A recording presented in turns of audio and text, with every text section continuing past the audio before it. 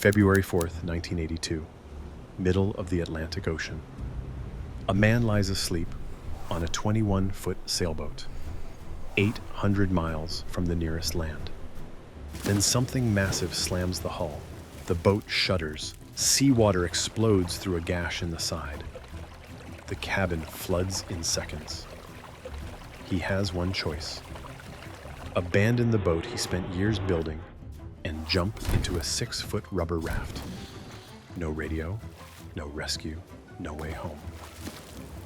This is the story of Steven Callahan, the man who survived 76 days lost at sea.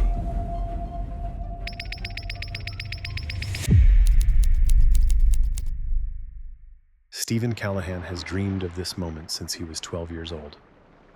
A solo crossing of the Atlantic Ocean. Just him, the wind, and the open water. By 1982, he is 29 years old, a naval architect, a skilled sailor, and obsessed with one goal: building his own boat and sailing it across the ocean alone. The boat is called Napoleon Solo, a 21-foot sloop he designed from scratch. He spent years constructing it with his own hands, every plank, every fitting, every detail. It is not just a vessel. It is his life's work. In January 1981, Callahan sails Napoleon Solo from Rhode Island to Bermuda, then onward to England. He enters a solo transatlantic race but drops out in Spain after bad weather damages the boat. He makes repairs and keeps going, down the coast of Portugal, out to the Canary Islands. On January 29, 1982, Callahan departs from El Hierro in the Canaries. His destination is Antigua, 3,000 nautical miles to the west. If all goes well, the crossing will take a few weeks. The first 7 days are smooth. Trade winds push Napoleon Solo steadily across the Atlantic. Callahan settles into a rhythm. He sleeps in short bursts, adjusts the sails, checks his charts. The gale that starts building on February 4th doesn't worry him. He has been through worse. That night, he goes below deck to rest. What happens next takes less than a minute. Something massive slams into the hull. The impact is so violent, the boat nearly stops. Callahan is thrown awake. Then he hears it. Water, rushing in fast, pouring through a gash in the side of the boat. He doesn't know what hit him. A whale? A shark? Some piece of debris tossed by the storm. It doesn't matter. Napoleon Solo is flooding. Callahan scrambles to the deck. The bow is already underwater. Waves crash over the sinking vessel. He has seconds to act. He grabs the life raft and pulls the cord. It inflates into a small orange dome, 6 feet across, barely big enough to sit in. He throws it over the side and jumps in, but he is not done. Napoleon Solo is still floating, just barely, her stern poking above the waves. Callahan dives back, again and again. He plunges into the flooded cabin, ripping supplies from the walls as seawater swirls around him. Each dive is a gamble. The boat could go under any second and drag him down with it. He retrieves a sleeping bag, a spear gun, a few cans of food, some eggs, cabbage, raisins, navigation charts, flares, a flashlight, and 3 solar stills. World War II prototypes designed to turn seawater into drinking water. He also grabs a book, a survival manual written by another sailor who was once stranded at sea. Before dawn, a massive wave tears the raft away from Napoleon Solo. Callahan watches the boat he built, the vessel that carried his dream, slip beneath the black water. He is now alone, 800 miles west of the Canary Islands. Floating in a rubber raft he will name Rubber Ducky, with almost nothing. No one is coming. No one even knows he's missing. Callahan takes stock of what he has: 8 ounces of fresh water, a handful of food that might last a week, a spear gun with limited range, flares he cannot waste, and 3 solar stills he doesn't know how to use. His emergency beacon is useless. In 1982, satellites don't monitor these signals. He is in one of the emptiest parts of the Atlantic. No shipping lanes nearby. No air traffic overhead. No one is looking for him. No one even knows he is missing. The first 2 weeks are brutal. Not physically, not yet. Mentally. Callahan calls it the recoil phase. He lies in the raft and thinks about every mistake he has ever made, every failure, every regret, his marriage that fell apart, his business struggles, and now this. Part of him wants to give up, but another part refuses. He makes a decision. He will not wait to be rescued. He will save himself. The solar stills are his first problem. They came with no instructions. He has no idea how they work. So he cuts one apart and studies it. He figures out the mechanism. Seawater evaporates in the sun, condenses on the plastic, and drips into a collection bag. He sets up the other 2 and waits. They produce about a pint of water per day. Combined, it is barely enough to survive. But it is something. Food is next. His supplies run out quickly. He needs to fish. Around day 10, something remarkable happens. An ecosystem begins to form beneath his raft. First, barnacles attach to the bottom. Then, small fish arrive to feed on them. Then larger fish arrive to feed on the small fish. Then the dorado come. Dorado, also called mahi-mahi, are large, fast, and beautiful.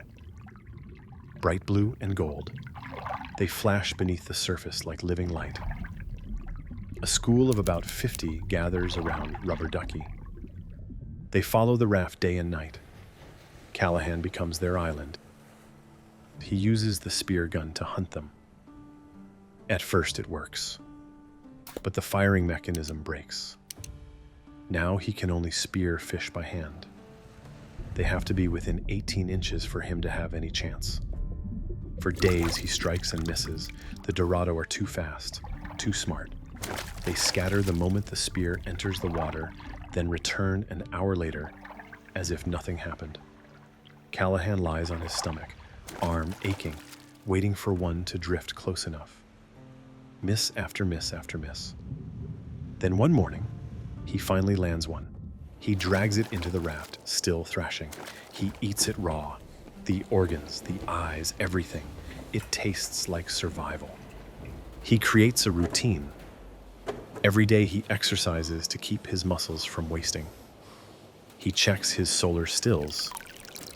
He fishes. He repairs damage to the raft.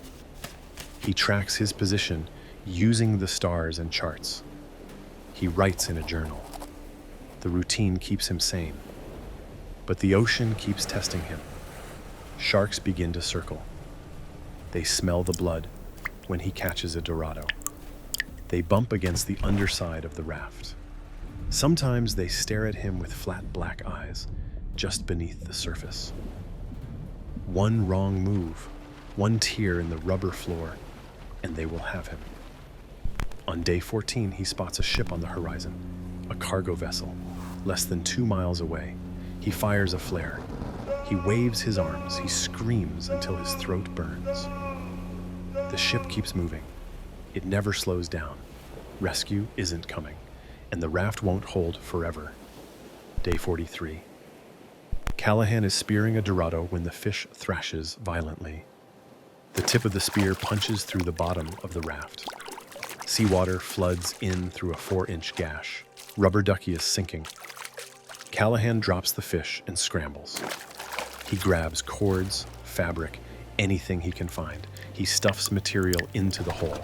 He ties knots. He wraps and patches and prays. The leak slows but doesn't stop.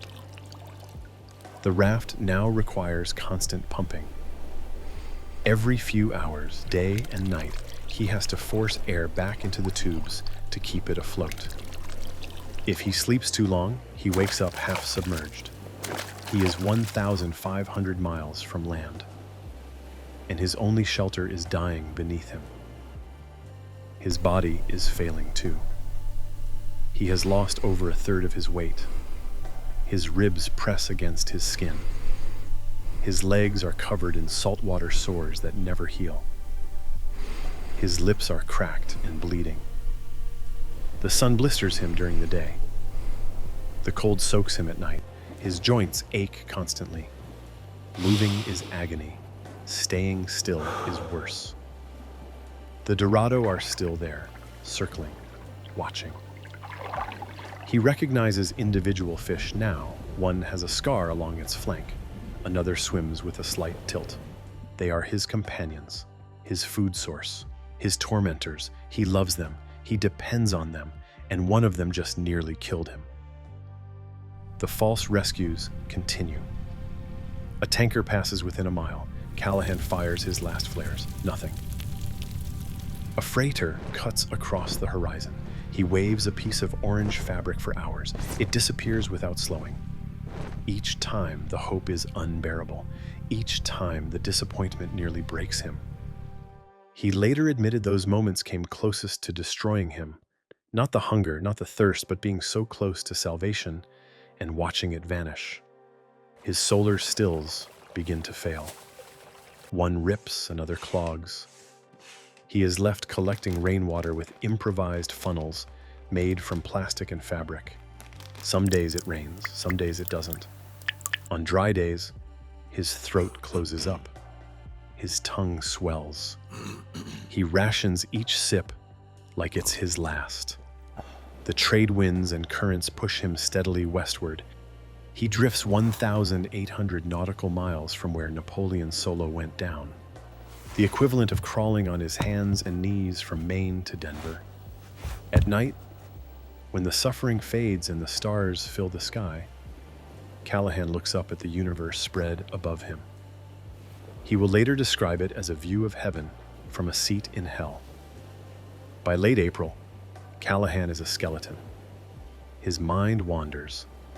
He talks to the fish. He talks to himself. He has been adrift for over 2 months.